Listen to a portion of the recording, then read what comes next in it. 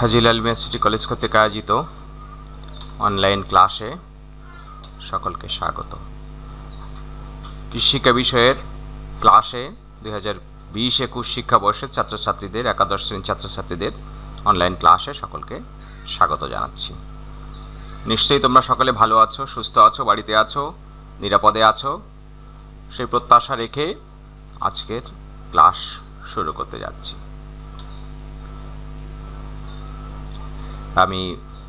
আজকে আমরা পড়তে চাচ্ছি একাদশ শ্রেণীর কৃষিশিক্ষা প্রথম পত্র, আর আমি তোমাদের সাথে আছি ডক্টর প্রণয় বালা, সহকারী অধ্যাপক কৃষিশিক্ষা, হাজী লাল মিয়া সিটি কলেজ, গোপালগঞ্জ। প্রথমেই একটি বক্তব্য দিয়ে শুরু করতে চাই। If you are not willing to learn, no one can help you. If you are determined to learn, no one can stop you. অর্থাৎ তোমার যদি শেখার ইচ্ছা থাকে তাহলে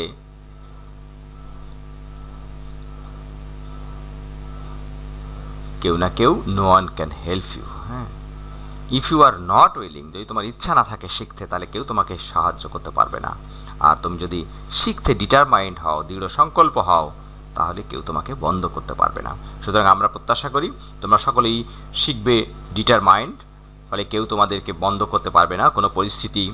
যে কোনো পরিস্থিতি তোমাদেরকে সামনের দিকে নিয়ে যেতে সহায়ক হবে, যত প্রতিকূলই হোক না কেন।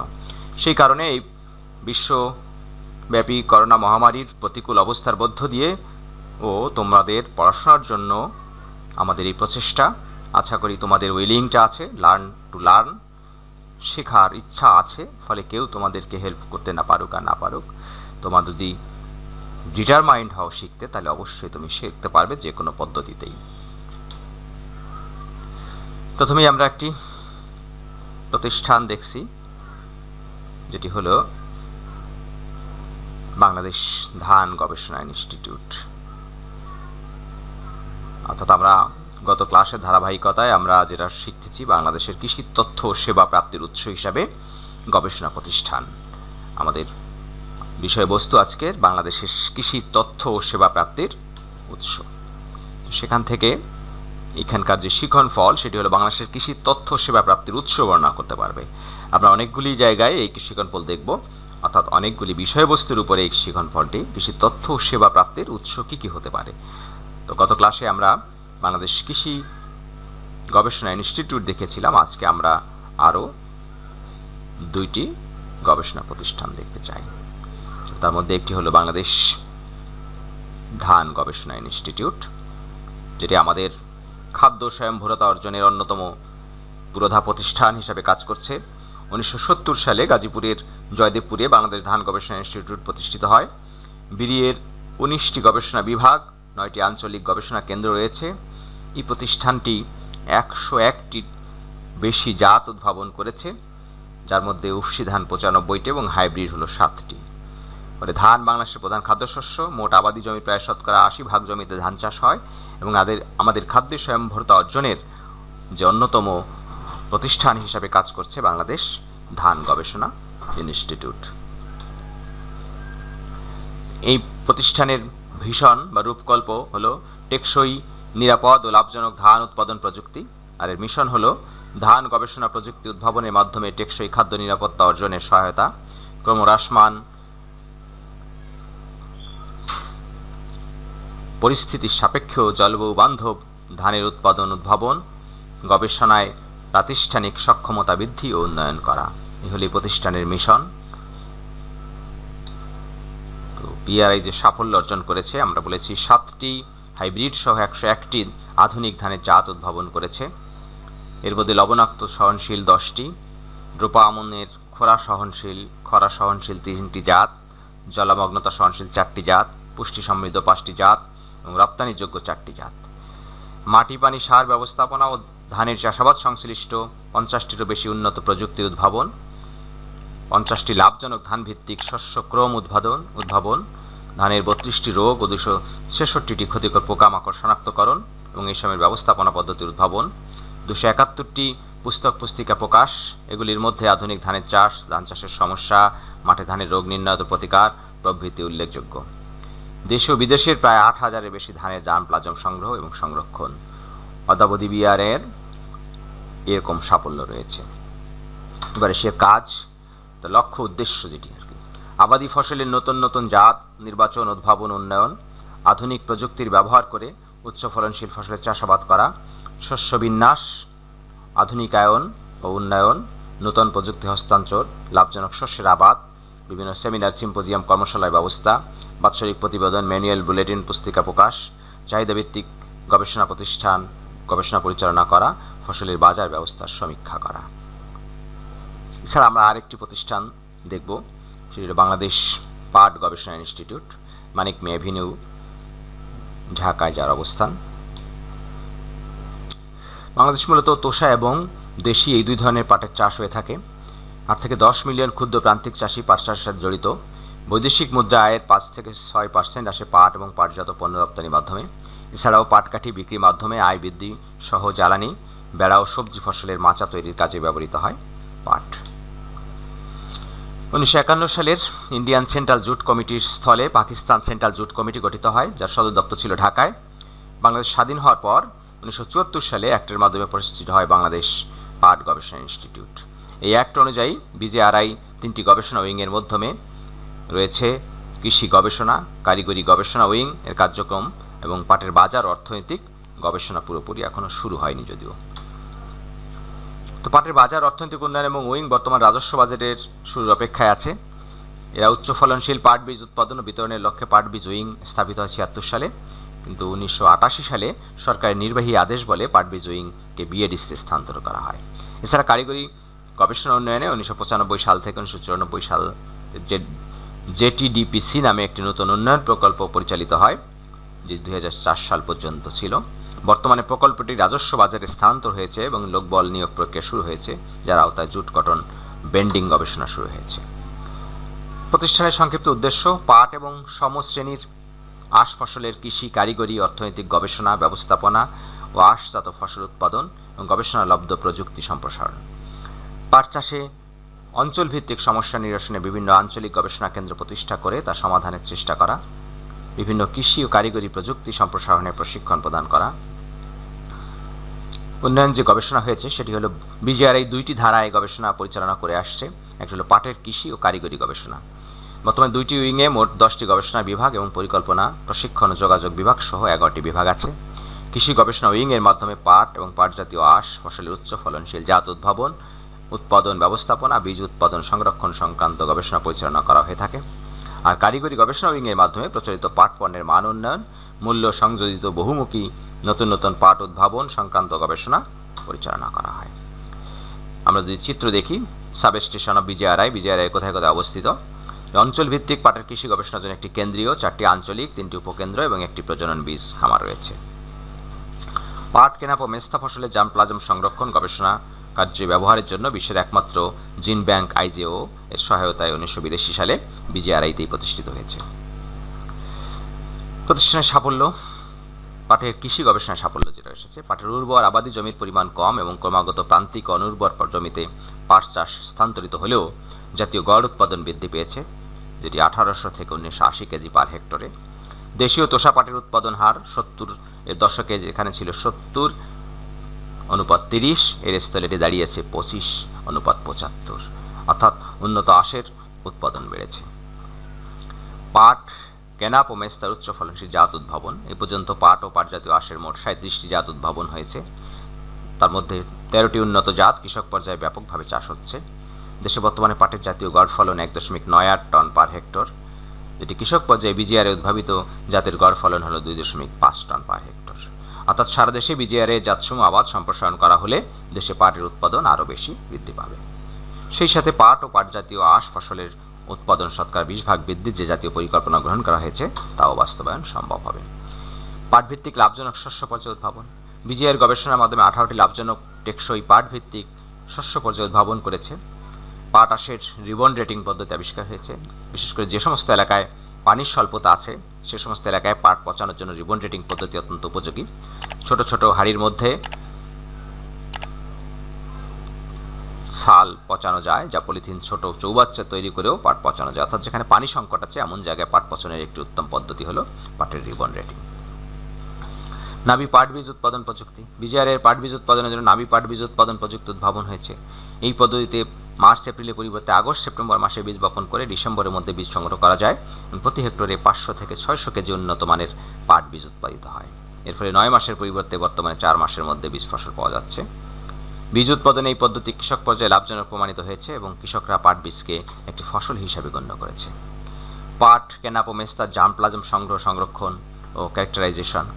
জিন ব্যাংকে বর্তমান পাট, কেনাপ ও মেস্তার প্রায় 6000 জার্মপ্লাজম সংরক্ষিত আছে এবং এই পর্যন্ত প্রায় 3000 জার্মপ্লাজম ক্যারেক্টারাইজেশন সম্পন্ন হয়েছে। পাটের বীজ উৎপাদন ও বিতরণ। ভিত্তি ও প্রত্যায়িত বীজ উৎপাদনের জন্য বিএডিসিকে চাহিদা মোতাবেক প্রজনন বীজ সরবরাহ করা হয়। গত 5 বছরে প্রায় 5000 কেজি এবং 2005-06 সালে এটি প্রায় 1250 কেজি ভিত্তি বীজ বিভিন্ন জাতের প্রজনন বীজ সরবরাহ করা হয়েছে। এছাড়া বীজ উৎপাদন বিপণন কাজেও বেসরকারি উদ্যোক্তাদের সম্পৃক্ত করার লক্ষ্যে কয়েকটি প্রাইভেট বীজ উৎপাদন বিপণন প্রতিষ্ঠানের সাথে সমঝোতা স্মারকের মাধ্যমে উক্ত প্রতিষ্ঠানগুলোকে ও বীজ প্রজনন বীজ সরবরাহ করা হচ্ছে। পাটের কৃষি প্রযুক্তি হস্তান্তর কার্যক্রম। কৃষকদেরকে বীজ উৎপাদন কার্যক্রমে সম্পৃক্ত করা হয়েছে এবং পাট আঁশ ও বীজ উৎপাদনে আধুনিক কলাকৌশল সম্প্রসারণের জন্য প্রশিক্ষণ চলছে। নতুন উদ্ভাবিত উচ্চ ফলনশীল পাট জাত সম্প্রসারণের জন্য দেশের বিভিন্ন অঞ্চলে প্রতি বছর প্রায় 300টি করে ফলাফল প্রদর্শনী প্লট তৈরি হচ্ছে।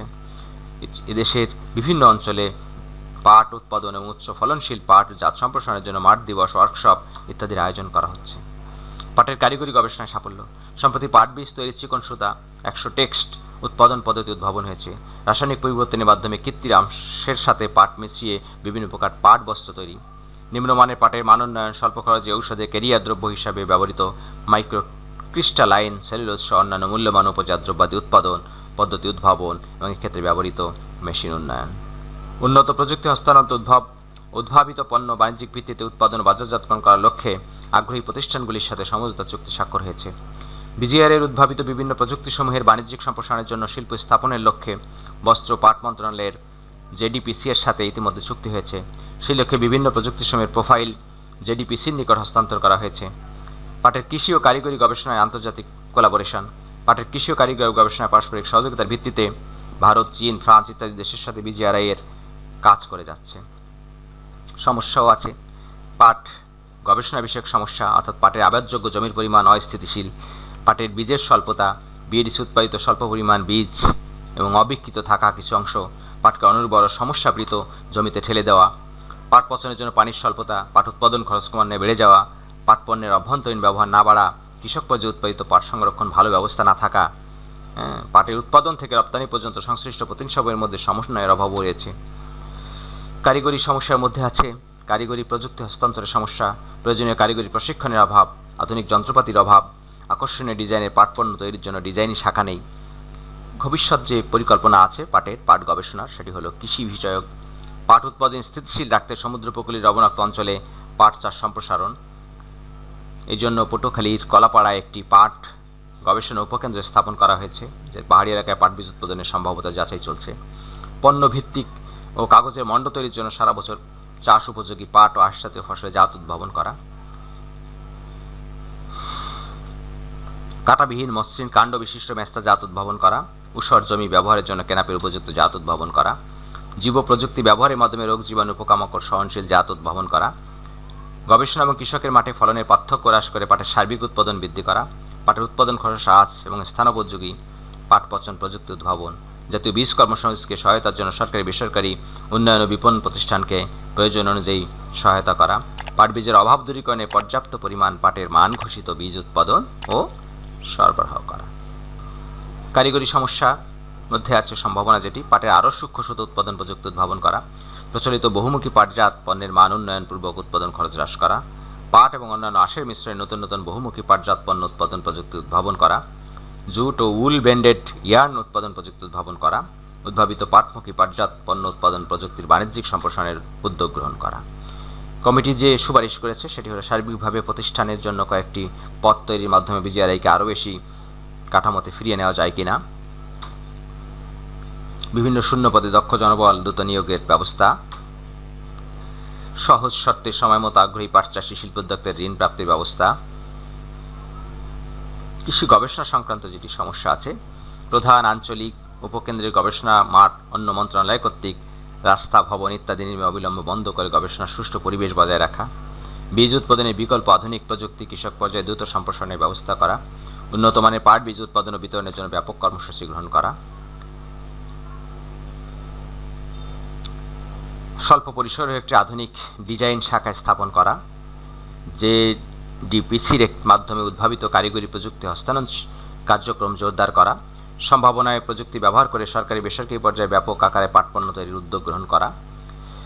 তো পরিশেষে আমরা বলতে পারি, বর্তমান বিশ্বে পরিবেশ সচেতনতা বাড়ার ফলে আন্তর্জাতিক অভ্যন্তরীণ বাজারে পাটের মূল্য বেড়েছে, কৃষকরা পাটের ন্যায্য মূল্য পাচ্ছে, ফলে কৃষক আবার পাট চাষে উৎসাহিত হচ্ছে। আবাদি জমির পরিমাণ উল্লেখযোগ্য হারে না বাড়লেও পাট চাষে আধুনিক প্রযুক্তি ব্যবহার করায় এর একক ফলন বেড়েছে। সার্বিকভাবে পাটের উন্নয়ন শুধুমাত্র উন্নত মানের অধিক পরিমাণ আঁশ উৎপাদনের উপর নির্ভর না করে শিল্পজাত পণ্য হয় এর উৎপাদন শুরু করে শিল্পে ব্যবহার, পণ্য উৎপাদন, বিপণন ইত্যাদি কার্যক্রমে বিভিন্ন সংস্থা, প্রতিষ্ঠান, মন্ত্রণালয় জড়িত। সুতরাং পাটের বার্ষিক উন্নত মানের জন্য আন্তঃমন্ত্রণালয়ের আরও জোরদারকরণ সমন্বয় অপরিহার্য। এর জন্য বিদ্যমান পাট নীতির আধুনিকায়ন, তার সফল বাস্তবায়ন দরকার। এমত অবস্থায় উল্লেখিত সুপারিশ সমূহ বাস্তবায়নের সাথে সাথে সরকারিভাবে বাজার ব্যবস্থাপনা, কারিগরি প্রযুক্তি সম্প্রসারণের ব্যবস্থা নিতে পারলে পাট খাতকে আরও বেশি অর্থনীতিকে চাঙ্গা করতে পারবে। এবার আসি বিভিন্ন জাতের পরিচিতি। বিজেআরআই দেশি 2 CBL 1 যেটা, বিজেআরআই দেশি 3 CBE 3 যেটি, তার চিত্র এরকম। ছাড়া আছে বিজেআরআই দেশি 4, বিজেআরআই দেশি 5, বিজেআরআই দেশি 5 BCG 83 যেটি আর কি 4, 5, 6, বিজেআরআই তোষা 1 O4, বিজেআরআই তোষা 2 O9897 যেটি চিত্র বিজেআরআই এর O4 এর, বিজেআরআই তোষা 3 OM1 যেটা, বিজেআরআই তোষা 4, এছাড়া বিজেআরআই কেনাফ 1, বিজেআরআই কেনাফ 2, বিজেআরআই মেস্তা 1 জাত। বিভিন্ন কাইন্ডস অফ ব্যাগ, বিভিন্ন ধরনের ব্যাগ তৈরি হচ্ছে পাট দিয়ে, বিভিন্ন মানের, ভালো মানের পাটের ব্যাগ। ফায়ারপ্রুফ জুট ফাইবার, আগুন প্রতিরোধী জুট ফাইবার তৈরি হচ্ছে। মাইক্রোক্রিস্টালাইন সেলুলোজ তৈরি হচ্ছে। বিভিন্ন প্রকার ম্যাট তৈরি হচ্ছে পাট দিয়ে। ফ্যাব্রিক্সের ডিজাইন হচ্ছে, ফ্যাব্রিকের পর ডিজাইন করা হয়েছে পাট দিয়ে। এছাড়া ডিজাইন ফ্যাব্রিক্স, আরও কিছু ডিজাইন ফ্যাব্রিক্স দেখানো হচ্ছে এখানে। চেক ফ্যাব্রিক্স, ফ্যাব্রিক্সে জুট স্যান্ডেল করা হয়েছে জুট দিয়ে, পাট দিয়ে। গ্রে ফ্যাব্রিক্স করা হয়েছে। Jute geotextile, jute geotextile বস্তারস তৈরি করে সেটা জুট জিও টেক্সটাইলের পণ্য। মুভেবল ইরিগেশন লাইন, আমরা যে সেচ দিচ্ছি সেই সেচের লাইনও পাটের আঁশ দিয়ে এটা করা হয়েছে।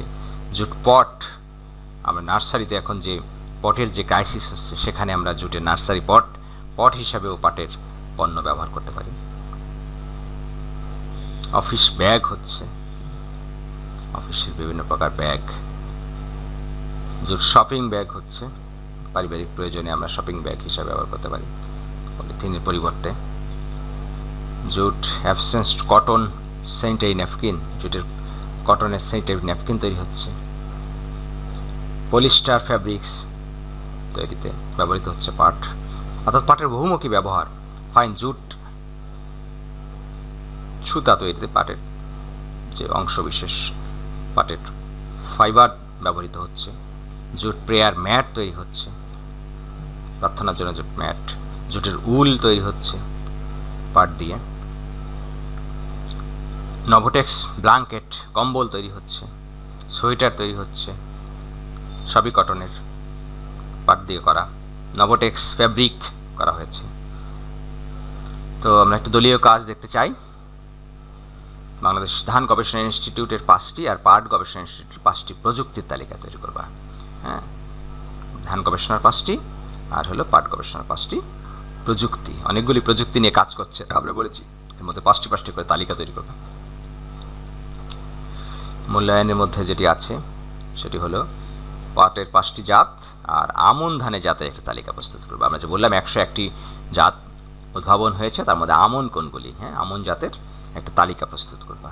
মূলত ধানটা 3 সিজনে চাষ হয়, আউশ, আমন এবং বোরো। শেষ করে আমনের জাতের একটা তালিকা তৈরি করবা।